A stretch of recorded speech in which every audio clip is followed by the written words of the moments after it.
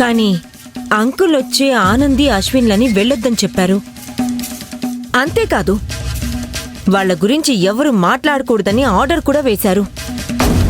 నువ్వొచ్చి వాళ్ళిద్దరిని బయటకు గెంటు. అలా చేస్తేనే ఇంకొకరికి ద్రోహం చెయ్యాలన్న థాట్ రాదు.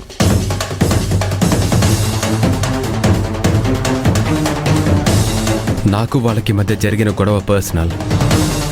దానికి వాళ్ళని కంపెనీలో నుంచి బయటికి పంపించడం కరెక్ట్ కాదు. ఇలా అంటావేంటి మహేష్? నిన్నిలాంటి స్థితిలో చూస్తుంటే నాకెంత బాధగా ఉందో తెలుసా?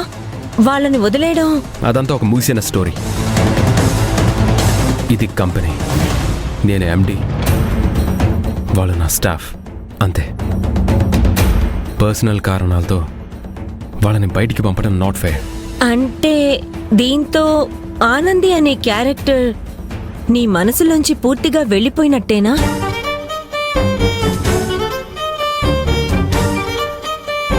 అలా ఎలా? మహేష్, కళ్ళల్లో ఆ నీళ్ళేంటి? ఎవరిని నమ్మాలో ఎవరిని నమ్మకూడదో అర్థం కావట్లేదు మిత్ర. అందరూ ఉండి కూడా నేను ఒంటరివాడిని అయ్యానా అనిపిస్తుంది. మహేష్, నువ్వు ఒంటరివాడివేంటి? నీకు నేనున్నాను మహేష్. Don't worry.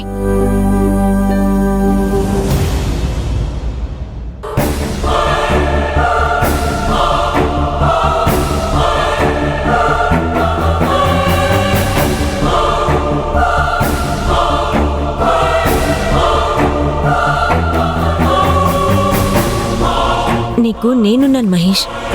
జీవితాంతం నీతోనే ఉంటాను. నువ్వు ఒంటరి వాడివి కాదు. Calm down.